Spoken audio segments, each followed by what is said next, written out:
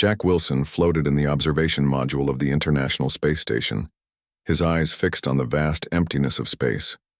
For the past 15 years, he had dreamed of this view. The endless black dotted with countless stars had always called to him, but today something else caught his attention. A strange light flickered near Jupiter, something that shouldn't be there. "Houston, are you seeing this?" Jack asked, adjusting the station's telescope. "Negative, Wilson. What are you observing?" The voice of Mission Control crackled through his headset.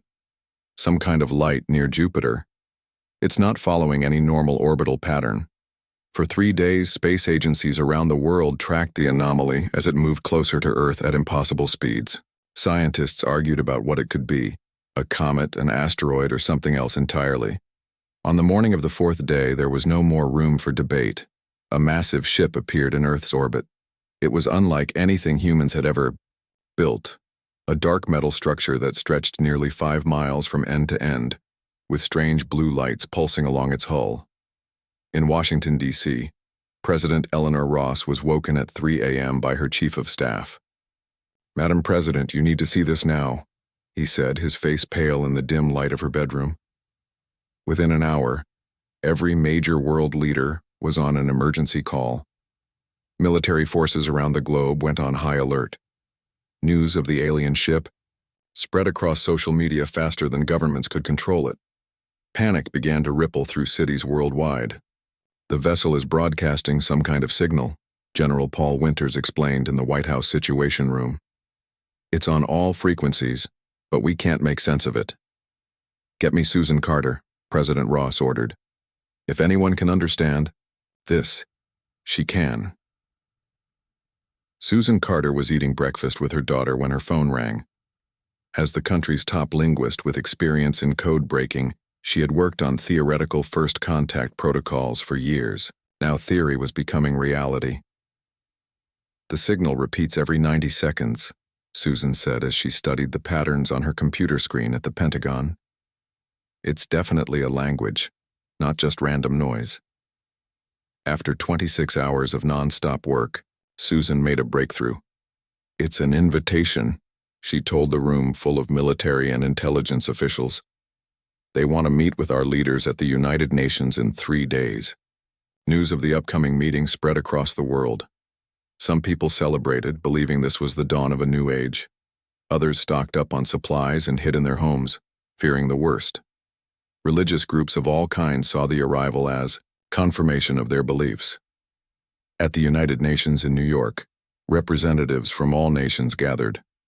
The aliens had provided specific instructions for the meeting through their continued broadcasts, which Susan and her team worked around the clock to translate. "They call themselves the Draxians," Susan explained to President Ross as they prepared for the meeting. "From what we can tell, they represent some kind of interstellar coalition." "And they just happened to find us?"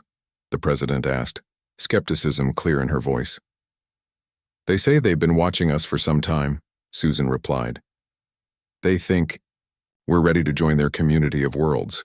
The Draxian representatives arrived in a smaller craft that landed directly in front of the UN building. The world watched through live broadcasts as 3 tall, thin figures emerged. They had grayish-blue skin that seemed to shimmer in the sunlight. Their eyes were large and dark, with no visible pupils. Inside the General Assembly Hall, world leaders waited nervously. The Draxians moved with a fluid grace that seemed almost unnatural. They carried no visible weapons, which some took as a good sign. The tallest Draxian stepped forward and began to speak in a series of clicks and humming sounds. A device on its chest translated its words into various human languages. "People of Earth, we bring greetings from the Galactic Coalition. We have observed your world for many cycles and believe you are now ready for integration." For almost an hour, the Draxian spoke of the benefits of joining their coalition: shared technology, protection from cosmic threats, and access to resources beyond human imagination. The mood in the hall shifted from fear to cautious hope. Then, the Draxian's tone changed. "However, membership requires contribution. Your world has been assessed and your contribution has been determined. You will provide 30% of your population as biological resources." A stunned silence fell over the room. The UN Secretary General stood up. I don't understand. What do you mean by biological resources? The Draxian tilted its head slightly. Your species contains valuable biological compounds. The selected 30% will be processed to extract these resources. Processed? President Ross stood up, her voice steady despite her shock. You're talking about harvesting human beings. The process is necessary, the Draxian stated flatly. It is the contribution required for your world's protection and advancement. This is not a contribution, Ross replied. This is theft of human life. It's unacceptable. The Draxian stepped back, its eyes narrowing. Refusal is not advised. We have assessed your technological capabilities. You cannot prevent collection. We will defend ourselves, the Russian president declared, rising to his feet.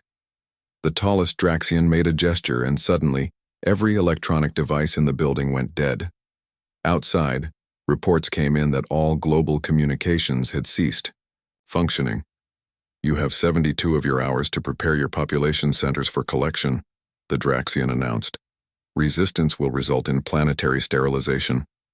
The aliens departed as suddenly as they had arrived. 6 hours later, global communications mysteriously returned. In a secure underground facility beneath the Rocky Mountains, President Ross met with a small group of world leaders and military advisors. Options? She asked, her face grim in the harsh light. They disabled our entire global communications network with a gesture, the British Prime Minister said. We have no defense against that kind of technology. Some nations are considering compliance to save the remaining 70%, added another leader.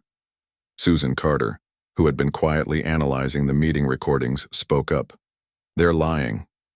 All eyes turned to her. Their speech patterns and micro-expressions, even aliens have them, suggest deception. I don't think they'll stop at 30%. I don't think they'll leave anyone. General Winters nodded. If they can take 30% without resistance, why would they? Stop there? This isn't an alliance. It's an invasion with a harvest at the end. President Ross looked around the room.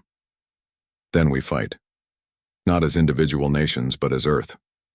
We've never faced odds like this, but I will not surrender a single human being to these creatures. Fighting might mean the end of everything, someone pointed out. Maybe, Ross acknowledged. But humanity doesn't negotiate with terrorists, even ones from other worlds. Word of the Draxian demand spread across the globe within hours.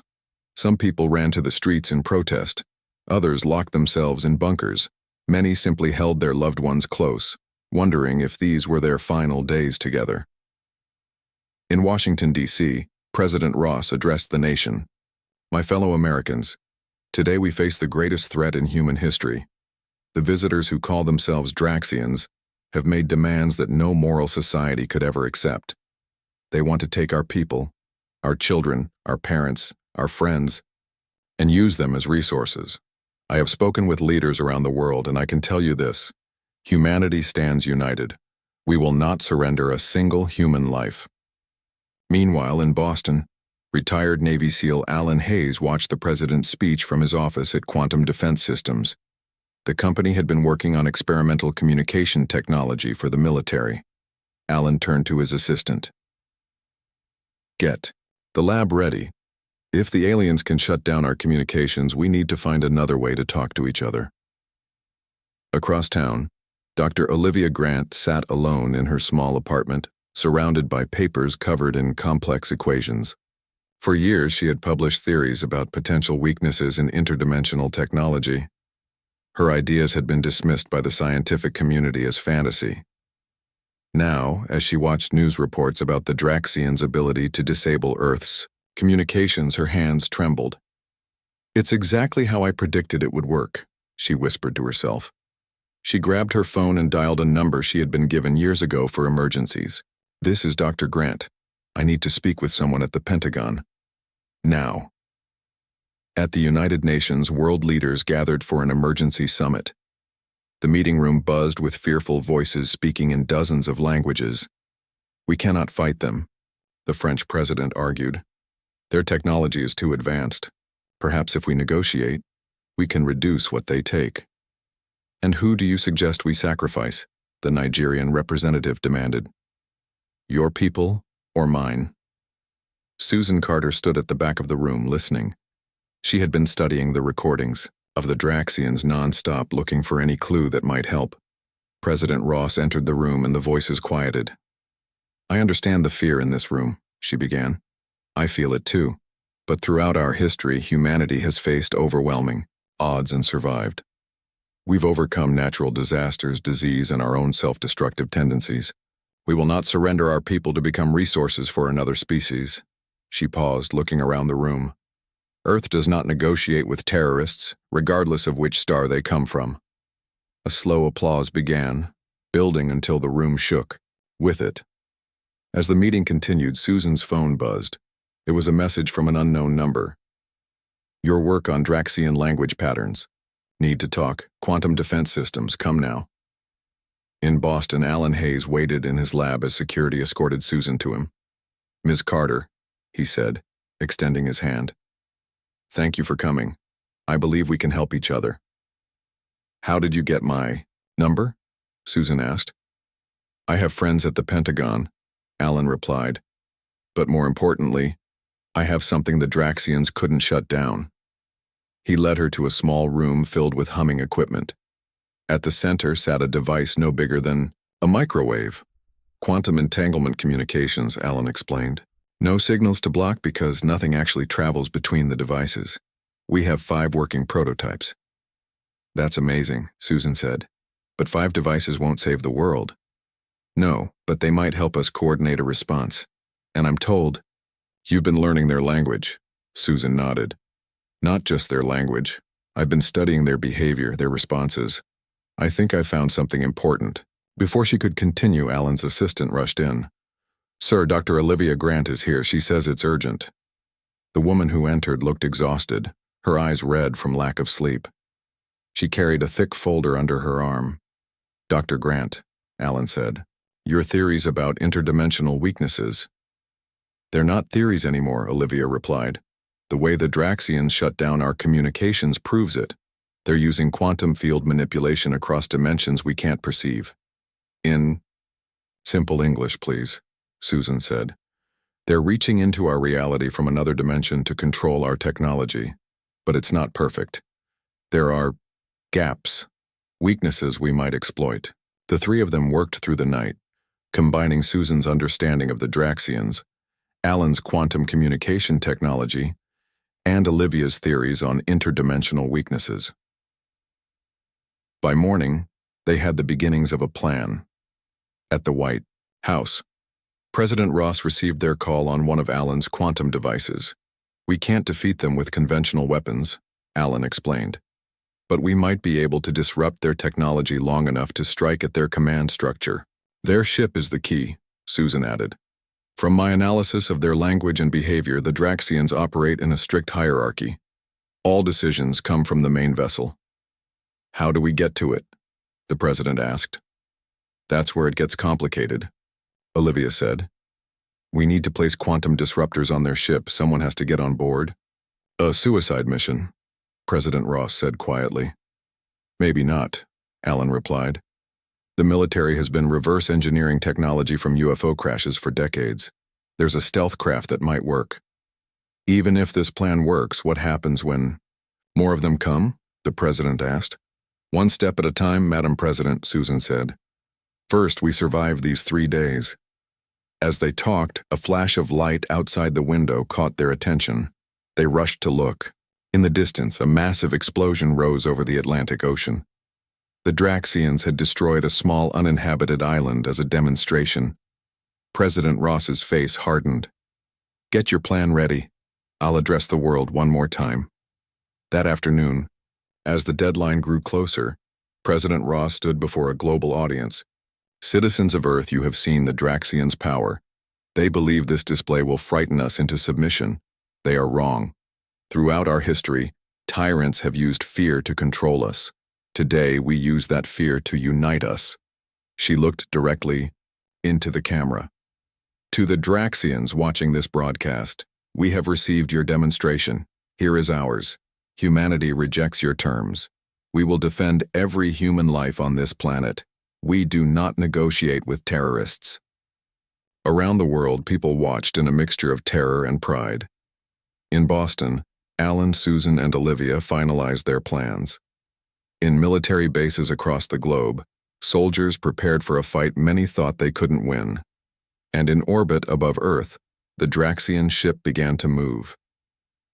With less than 48 hours before the Draxian deadline, Operation Thunderstrike began to take shape. Military leaders from around the world gathered in a secure underground facility in the Rocky Mountains. The room was tense as General Winters outlined the plan. "We know conventional weapons will likely fail against their shields," he explained, pointing to a large screen showing the Draxian ship. "But according to Dr. Grant's theories, a synchronized quantum pulse might disrupt their dimensional technology long enough for a strike team to board their vessel." Naval Commander Frank Martinez stood at the back of the room. He had been chosen to lead the mission to infiltrate the Draxian mothership. At 45, Frank had seen more combat than most, but nothing had prepared him for this. He studied the faces of the 12 men and women who had volunteered to join him. None of them had been ordered to go. All knew they might not return. "The stealth craft is ready," Frank told them after the briefing. "We've incorporated alien tech recovered from 3 crash sites over the past 50 years. If Dr. Grant is right, it should hide us from their sensors." "And if she's wrong?" asked Lisa Chen, his second in command. Frank gave a small smile. "Then, it's been an honor serving with you all." In Boston, Olivia worked frantically to complete the quantum disruptors. Alan had converted his entire facility to manufacturing the devices. The small team had gone without sleep for 36 hours. "Will they work?" Susan asked, watching Olivia carefully place components into a metal sphere about the size of a baseball. "In theory," Olivia replied, not looking up from her work. "The quantum field should create a cascading disruption in their dimensional technology. But we've never tested anything like this." "We've never fought aliens before either," Alan said, entering the room with fresh coffee. "Sometimes you just have to take the shot."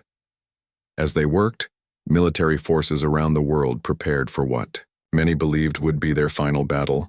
Fighter jets were armed with special quantum-enhanced missiles based on Olivia's designs. Ground forces moved into position near major cities.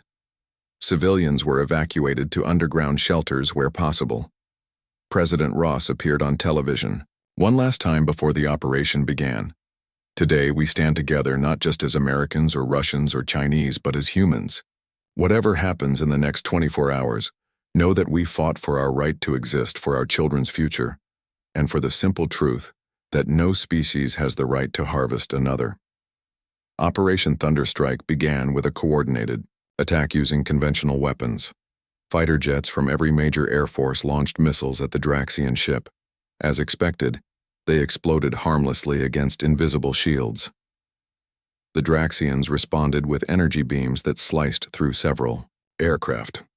But the attack had served its purpose, to distract attention from Frank's team, who approached the mothership in their stealth craft, now invisible to both Earth and Draxian technology. "We're in position," Frank reported through one of Alan's quantum communicators. "No sign they've detected us." "Stand by," came the response from command.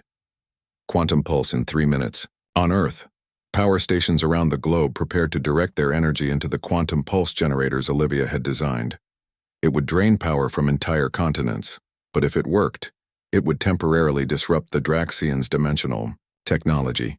In Boston, Olivia watched the countdown on her screen. 20 seconds, she whispered. "Alan, if this works." "When this works," Alan corrected her, squeezing her hand. The countdown reached 0. Across the planet, power grids surged as energy flowed into the quantum generators. For 3 seconds, the world went dark as electricity was diverted to the pulse. In space, Frank and his team watched as a wave of invisible energy washed over the Draxian ship. For a moment, nothing happened.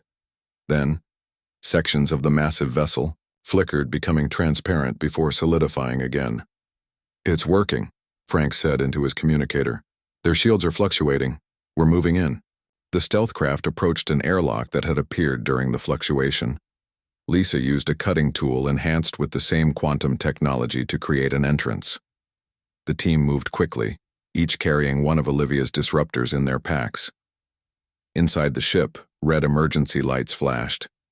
The corridors were empty as the Draxians dealt with the system failures caused by the quantum pulse. Remember the plan, Frank told his team. Plant the disruptors at the marked locations, set timers for 30 minutes, then get back to the ship.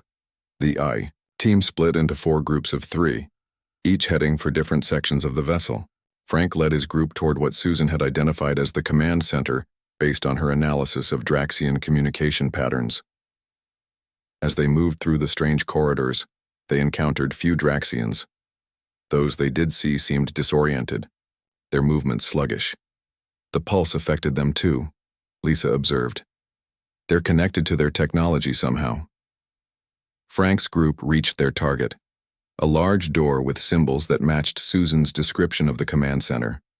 They placed their disruptor near the door's control panel. Timer set, Frank confirmed. Let's move to the secondary target. As they turned to leave, the door slid open.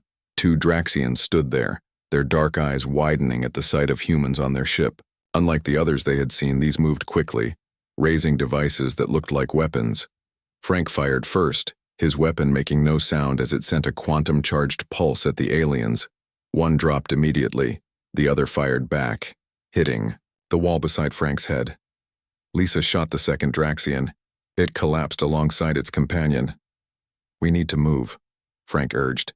They'll know we're here now. As they ran through the corridors toward their next target, alarms began to sound throughout the ship, a high-pitched wailing that made their teeth ache. Team 2 reporting, came a voice over Frank's communicator. Disruptor placed. Heading back to extraction point. Team 3 here. We've encountered resistance. Greg's is down. Disruptor placed. Retreating now. Team 4. Disruptor placed, all clear. Frank's group reached their second target, what appeared to be a power distribution node. They quickly placed their final disruptor and set the timer. All disruptors placed, Frank reported. Everyone back to the extraction point. As they made their way back through the ship, they encountered more Draxians, now fully alert and organizing search parties. Twice they had to hide in strange recesses in the walls. Once they were forced to fight, leaving 3 more Draxians dead on the floor. The corridors began to look the same. Frank checked the crude map Susan had created based on her analysis of Draxian ship design patterns. This way, he said, turning down a corridor to the left. The airlock should be just ahead. They rounded a corner and froze. Between them and the airlock stood 5 Draxians, all armed. New plan, Frank said quietly. Lisa, take Jones and find another way around. I'll draw their attention. Commander, that's suicide, Lisa protested. That's an order, Frank replied. The mission comes first. Get back to the ship and make sure Earth knows the disruptors are in place. Before they could argue further, Frank stepped into the corridor and fired at the Draxians. They returned fire immediately, forcing him to take cover behind a protruding section of wall. Lisa and Jones retreated, disappearing down a side passage. Frank continued to exchange fire with the Draxians, holding their attention. He knew he couldn't win, but every second he kept them focused on him was another second for his team to escape. As he prepared for what might be his final stand, Frank's communicator crackled. Commander, came Lisa's voice. We found something. You need to see this. Frank hesitated only a moment before making his decision. He fired 3 more shots at the Draxians to keep them pinned down, then turned and ran in the direction Lisa and Jones had gone. The aliens pursued, their strange weapons sending bolts of blue energy past his head. Frank found Lisa and Jones waiting at an intersection of corridors. Lisa grabbed his arm and pulled him down a narrow passage. This way, she whispered. Quickly. They moved deeper into the ship, away from their extraction point. Frank wanted to question Lisa's judgment, but the sound of Draxians behind them left no time for discussion. After several turns, they entered a vast chamber. Frank stopped short, staring in disbelief at what lay before him. The room stretched out for hundreds of feet, filled with transparent cells. Inside each cell was an alien, but not Draxians. "What is this?" Frank breathed. "A prison," Lisa said. "The Draxians aren't part of any coalition. They're slavers. The aliens in the cells were of different species. Some looked almost human, with only slight differences, unusual skin colors, extra fingers, or strangely shaped eyes. Others were completely unlike anything Frank had ever seen. One of the prisoners noticed them and moved to the front of its cell. It was humanoid with silver blue skin and 4 fingers on each hand. Its eyes were large and white with no visible pupils. "Can you understand me?" Frank asked, approaching cautiously. The alien tilted its head, then pointed to a device on the wall nearby. Frank examined it carefully before pressing what appeared to be a button. A soft hum filled the air. "I understand you now," the alien said, its voice flowing through the device with an echo-like quality. "You are from the planet below, the one the Draxians plan to harvest." "Yes," Frank confirmed. "We've come to stop them." "I am Xylith," the alien said. "My people are the Varians. We were taken from our world 5 cycles ago. Many species are imprisoned here." "Why?" Jones asked. "The Draxians are outcasts," Xylith explained. "Expelled from civilized space for their practices. They survive by harvesting biological resources from developing worlds." "Developing worlds?" Lisa repeated. "Worlds not yet part of the Galactic Concord," Xylith clarified. "The true coalition of spacefaring species. They monitor developing planets but maintain a non-interference policy." "Well, they picked a bad time to not interfere," Frank muttered.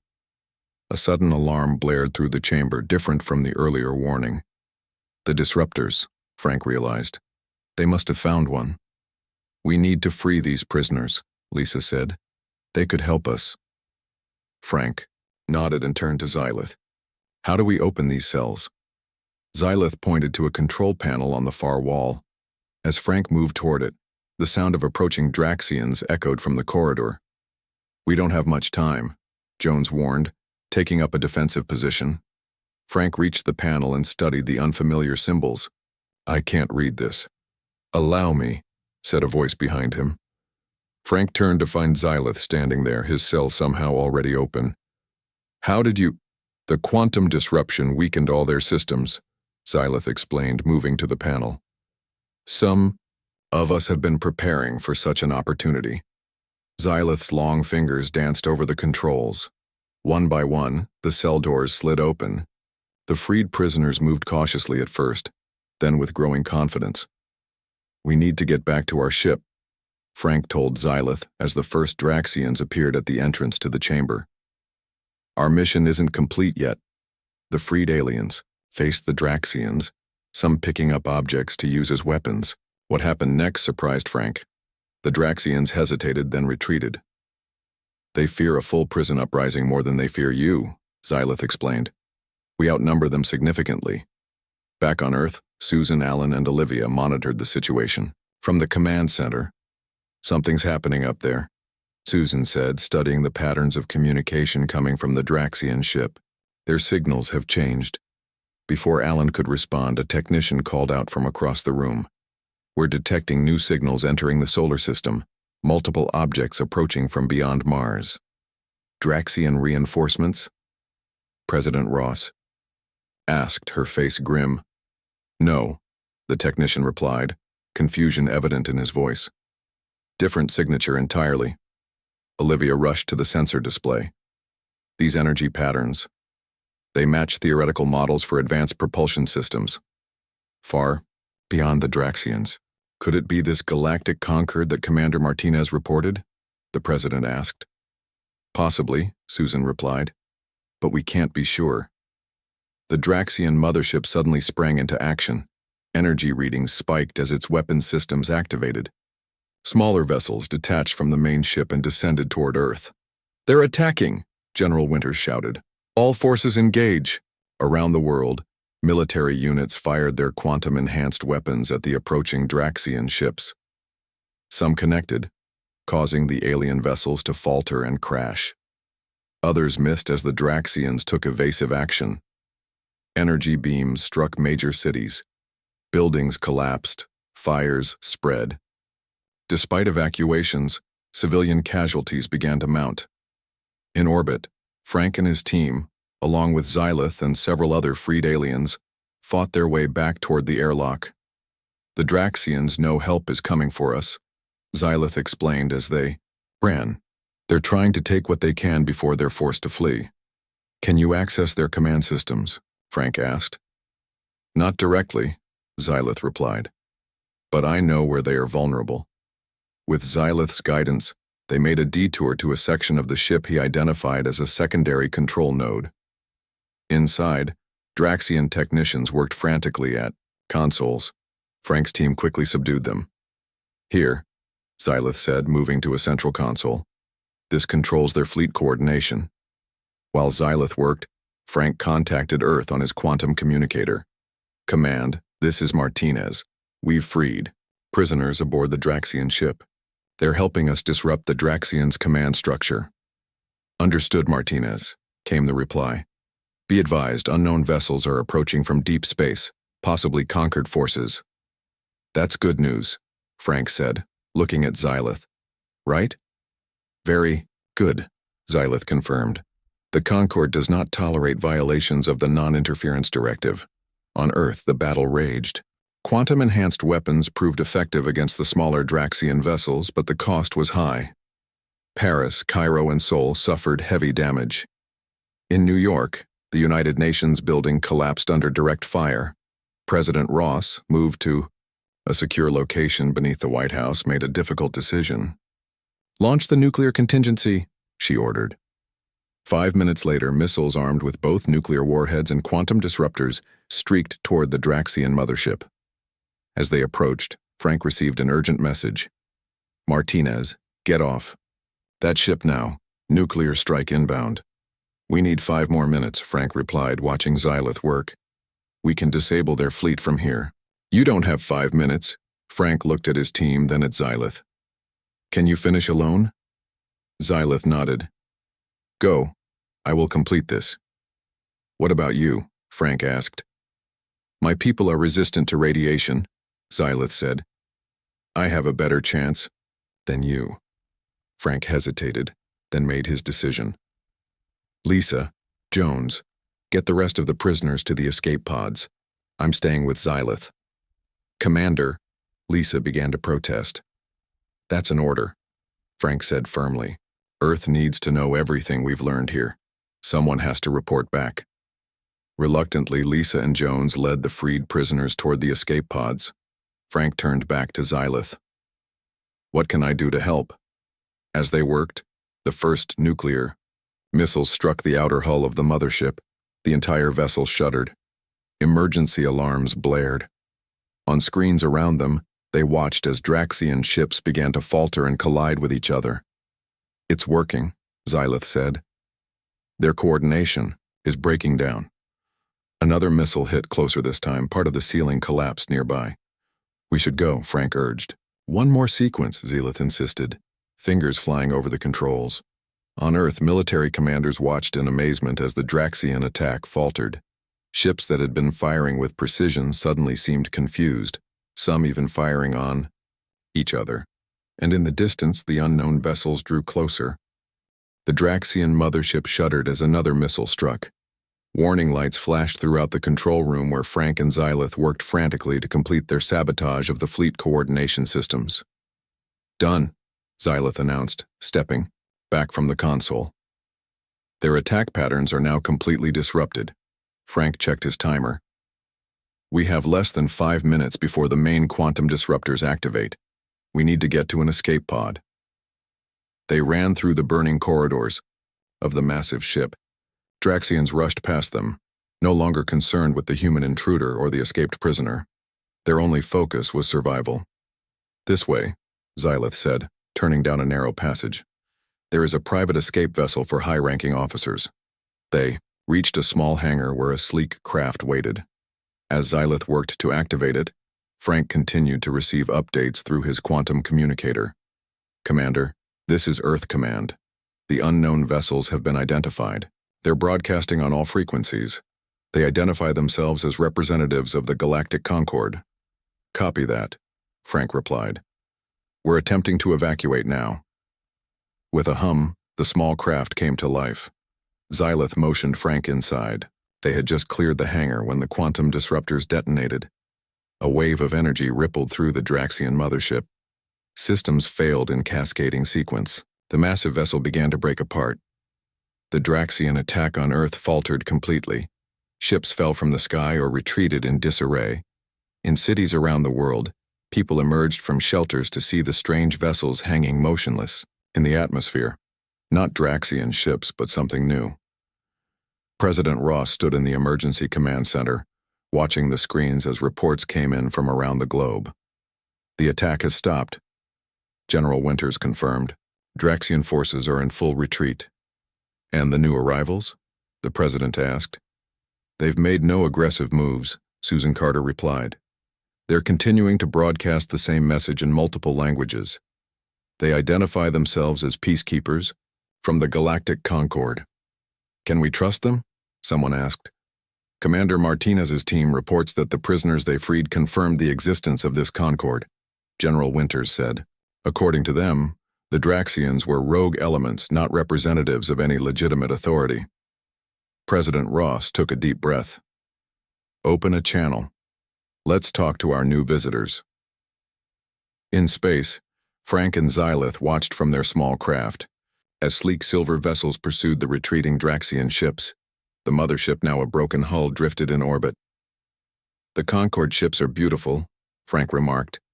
They represent over 300 species, Xylith explained. The Concord has maintained peace in this sector of the galaxy for millennia. Their communicator activated with a new signal. Earth vessel, this is Concord Peacekeeper Trellis. We are detecting 2 life forms aboard. Identify yourselves. Frank exchanged a glance with Xylith before responding. This is Commander Frank Martinez of Earth and Xylith of Varia. We escaped the Draxian vessel before its destruction.